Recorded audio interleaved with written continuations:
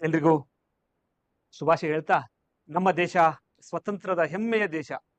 1947ರಲ್ಲಿ ನಮಗೆ ಸ್ವತಂತ್ರ ಬಂತು. ಅದಕ್ಕಿಂತ ಮುಂಚೆ ನಮ್ಮ ಭಾರತ ಅಂದ್ರೆ ಹೆಮ್ಮೆಯ ಭಾವೈಕ್ಯತೆ ದೇಶವಾದ ಈ ಭಾರತದಲ್ಲಿ ಇರುವಂತಹ ಧ್ವಜಗಳ ಬಗ್ಗೆ ತಿಳ್ಕೊಳ್ಳುವ. ಒಂದು ವೇಳೆ ಮೊದಲನೇದಾಗಿ 1906ರಲ್ಲಿ ರಾಷ್ಟ್ರಧ್ವಜವನ್ನ ವಿನ್ಯಾಸ ಮಾಡ್ತಾರೆ.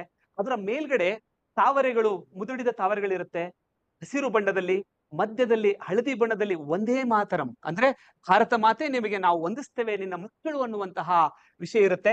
ಅದಾದ್ಮೇಲೆ ಕೆಂಪು ಮಿಶ್ರಿತ ಬಣ್ಣದಲ್ಲಿ ಹೊಳೆಯುವ ಸೂರ್ಯ ಅಂದ್ರೆ ಈ ಸೂರ್ಯ ಈ ಭಾರತವನ್ನ ಹೇಗೆ ಬೆಳಗುತ್ತಾನೆ, ಭಾರತ ಅಷ್ಟೆಲ್ಲ ಇಡೀ ವಿಶ್ವವನ್ನ ಬೆಳಗುತ್ತಾನಲ್ವಾ, ಆ ಸೂರ್ಯನ ಚಿತ್ರ ಜೊತೆಗೆ ಚಂದ್ರ ಹೇಗೆ ಬೆಳದಿಂಗಳು ನೀಡ್ತಾನೋ ಅಂತಹ ಚಿತ್ರವನ್ನು ಇಟ್ಟಂತದ್ದು 1906ರಲ್ಲಿ ನಮಗೊಂದು ಧ್ವಜ ವಿನ್ಯಾಸ ಆಗುತ್ತೆ.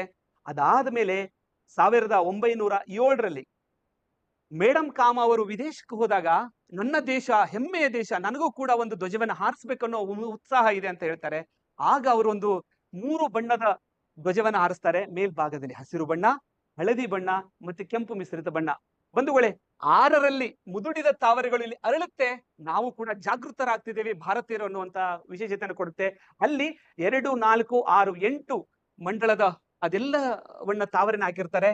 ಜೊತೆಗೆ ಒಂದೇ ಮಾತರಂ, ತಾಯಿ ನಿನಗೆ ವಂದಿಸ್ತೇವೆ ನಾವು ನಿನ್ನ ಮಕ್ಕಳು ಅಂತ.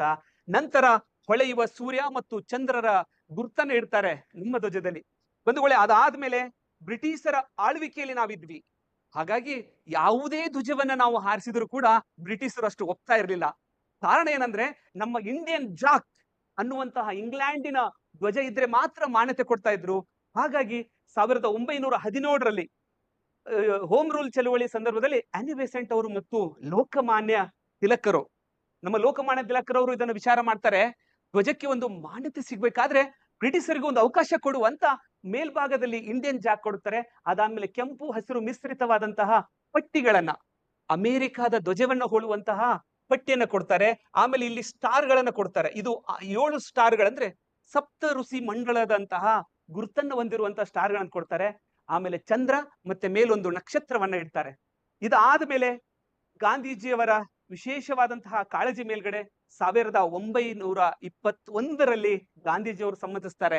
ಏನಂದ್ರೆ ಶಾಂತಿಯ ಭಾಗ ಮೇಲಿರಲಿ, ಹಸಿರು ಮಧ್ಯದಲ್ಲಿ, ಕೇಸರಿ ಮಿಶ್ರಿತವಾದ ಬಣ್ಣ ಕೆಳಭಾಗದಲ್ಲಿ. ಅವ್ರು ಹೇಳ್ತಾರೆ, ಶಾಂತಿಯ ಸೂಚಕವಾದಂತ ನಮ್ಮ ಭಾರತ ಎಲ್ಲವನ್ನ ಸಹಿಸಿಕೊಳ್ತೇವೆ, ಆ ಸಹಿಸಿಕೊಳ್ಳುವ ಶಕ್ತಿ ನಮಗಿದೆ ಅಂತ ಹೇಳ್ತಾರೆ. ಹಸಿರು ಸಮೃದ್ಧಿಯಿಂದ ಆವೃತವಾದಂತ ನಮ್ಮ ಸಸ್ಯ ಶ್ಯಾಮಲೆ ಅಂತ ಹೇಳ್ತಾರೆ. ಚರಕ, ಬಂಧುಗಳೇ ನೆನ್ಪಿಟ್ಕೊಳ್ಳಿ, ವಿದೇಶಿಗರ ಆಳ್ವಿಕೆಯಲ್ಲಿರುವಂತಹ ಭಾರತ ವಿದೇಶಿ ವಸ್ತುಗಳಿಗೆ ಮಾರು ಹೋಗಿತ್ತು. ಇಲ್ಲಿರುವಂತಹ ಸ್ವಾತಂತ್ರ್ಯ ಹೋರಾಟಗಾರರು, ಮಹಿಳೆಯರು ಮನೆಯಲ್ಲಿ ನೇಯುವಂತಹ ಈ ಚರಕದಿಂದ ರೈತ ಬೆಳೆದ ಹತ್ತಿಯನ್ನ ತೆಗೆದು ನೂಲನ್ನ ಮಾಡಿ ಈ ಚರಕದಿಂದ ಹೇಗೆ ಇದು ಮಾಡ್ತೇವೆ, ಅದು ಪ್ರಗತಿಯ ಸಂಕೇತ ಅಂತ ಇಟ್ರು. ಕೇಸರಿ ಬಣ್ಣ ಶೌರ್ಯ, ತ್ಯಾಗವನ್ನ ಇಟ್ರು. ಇದಾದ್ಮೇಲೆ ಗಾಂಧೀಜಿಯವರು ಸಮ್ಮತಿಸ್ತಾರೆ. ಅದಾದ್ಮೇಲೆ ಒಂದು ರಾಷ್ಟ್ರಧ್ವಜ ಬರುತ್ತೆ ನಮಗೆ. ಚಿತ್ರ 5ರಲ್ಲಿ ನೀವು ನೋಡ್ತಾ ಇದ್ದೀರಿ. ಇದನ್ನ ಭಾರತೀಯ ರಾಷ್ಟ್ರೀಯ ಕಾಂಗ್ರೆಸ್ ತಿರಸ್ಕರಿಸಿದೆ. ಧ್ವಜ ಸಮಿತಿ ಶಿಫಾರಸು ಮಾಡಿದ ಧ್ವಜ. ಅಂದ್ರೆ ಇದರ ಅರ್ಥ ಏನಂದ್ರೆ, ಒಂದು ಸಮುದಾಯ ಕೊಡುತ್ತೆ, ಪೂರ್ತಿಯಾದ ದೇಶಕ್ಕೆ ಹೇಗೆ ಬೇಕು ಒಂದು ವಿಶೇಷವಾದ ಸ್ಥಾನ ಅಂದ್ರೆ ಅದು ಕೇಸರಿ ಬಣ್ಣದಲ್ಲಿರ್ಲಿ, ಅದು ಶೌರ್ಯದ ಪ್ರತೀಕವಾಗಿರ್ಲಿ.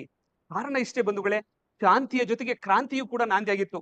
ನಮ್ಮ ಭಾರತ ಸೇವಾದಳ ಹೆಮ್ಮೆಯ ಸಂಸ್ಥೆ ನಾಸು ಹರ್ಡಿಕರ್ ಅವರ ಸ್ಥಾಪನೆ ಜೊತೆಗೆ ನಮ್ಮ ಸುಭಾಷ್ ಚಂದ್ರ ಬೋಸ್ ಅವರು ಹೇಗಿದ್ರಲ್ವಾ, ಹಾಗೆ ಕ್ರಾಂತಿಯ ಎಲ್ಲಾ ಹೋರಾಟಗಾರರು ಕೇಸರಿ ಬಣ್ಣವನ್ನು ಇಡ್ತಾರೆ. ಮತ್ತೆ ನೂಲುವ ಚರಕವನ್ನು ಮೇಲ್ಭಾಗದಲ್ಲಿ ಇಡ್ತಾರೆ. ಇದನ್ನ ತಿರಸ್ಕರಿಸಿದ ಮೇಲೆ ಮತ್ತೊಂದು ಧ್ವಜ ಬರುತ್ತೆ 1931ರಲ್ಲಿ. ಇದನ್ನ ರಾಷ್ಟ್ರೀಯ ಕಾಂಗ್ರೆಸ್ಸಿನ ಆಗಿನ ಅಧಿವೇಶನದಲ್ಲಿ, ಅಂದ್ರೆ ಕಾಂಗ್ರೆಸ್ ಅಂದ್ರೆ ಆಗ ಇರುವುದೊಂದು ದೇಶಕ್ಕೆ ಕಾಂಗ್ರೆಸ್ ಆಗಿತ್ತು, ಅದು ಹೋರಾಟ ಮಾಡುವಂತ ಒಂದು ಸಂಸ್ಥೆ ಆಗಿತ್ತು, ಬಿಟ್ರೆ ರಾಜಕೀಯೇತರವಾಗಿತ್ತು. ಅದು ಹೇಳುತ್ತೆ, ಕೇಸರಿ ಬಣ್ಣ ಮೇಲಿರ್ಲಿ, ಬಿಳಿ ಬಣ್ಣ, ಹಸಿರು ಬಣ್ಣ, ಮಧ್ಯದಲ್ಲಿರುವಂತಹ ಚರಕ. ಹೇಗೆ ಗಾಂಧೀಜಿಯವರು ವಿದೇಶಿ ವಸ್ತುಗಳನ್ನ ತಿರಸ್ಕರಿಸಿ ಸ್ವದೇಶಿ ವಸ್ತುಗಳನ್ನ ಪುರಸ್ಕರಿಸಿದರೋ ಆ ಗುರುತಾಗಿ ನಾವು ಚರಕವನ್ನು ಇಡ್ತೇವೆ. ಇದನ್ನ ತುಂಬಾ ವಿಶೇಷವಾಗಿ ನಾವು ತಿಳ್ಕೊಬೇಕು ಬಂಧುಗಳೇ. ನಮ್ಮ ಭಾರತ ಹೆಮ್ಮೆಯ ಭಾರತ ಅಂತ ಹೇಳಲಿಕ್ಕೆ ಇದೇ ಕಾರಣ. ಇದಾದ್ಮೇಲೆ ಇನ್ನೇನು 1947ರಂದು ಜುಲೈ 22ರಂದು ನಮಗೆಲ್ಲ ಸಂವಿಧಾನ ಅಂಗೀಕರಿಸುತ್ತೆ. ಕೇಸರಿ, ಬಿಳಿ, ಹಸಿರು, ಮಧ್ಯದಲ್ಲಿ ಅಶೋಕ ಸ್ತಂಭದ ಮಧ್ಯದಲ್ಲಿರುವಂತಹ ಸಾರಾನಾಥದ 24 ಗೆರೆಗಳುಳ್ಳಂತಹ ಈ ಧ್ವಜ. ಬಂಧುಗಳೇ, ನಮ್ಮ ಭಾರತ ಸೇವಾದಳ ಸಂಸ್ಥೆ ಇಷ್ಟು 6 ಧ್ವಜಗಳ ಒಟ್ಟು ಕೃತಿ. ನಮ್ಮ ಸೇವಾದಳಕ್ಕೊಂದು ಹೆಮ್ಮೆ ಆಗುತ್ತೆ. ಅದು ದಾವಣಗೆರೆ ಜಿಲ್ಲೆಯಲ್ಲಿ MCC ಬಿ ಬ್ಲಾಕ್ ಅಲ್ಲಿ ನಮ್ಮ ಕಚೇರಿ ಇದೆ. ಇಲ್ಲಿ ರಾಷ್ಟ್ರ ಧ್ವಜದ ಪೂರ್ಣ ಮಾಹಿತಿ ಇರುವಂತಹ ರಾಷ್ಟ್ರ ಧ್ವಜದ ಪುಸ್ತಕ ಇರುತ್ತೆ. ಇದರ ಧ್ವಜ ಸಂಹಿತೆ, ಧ್ವಜದ ಮುಂದಿರುವಂತಹ ಭಾಗವನ್ನ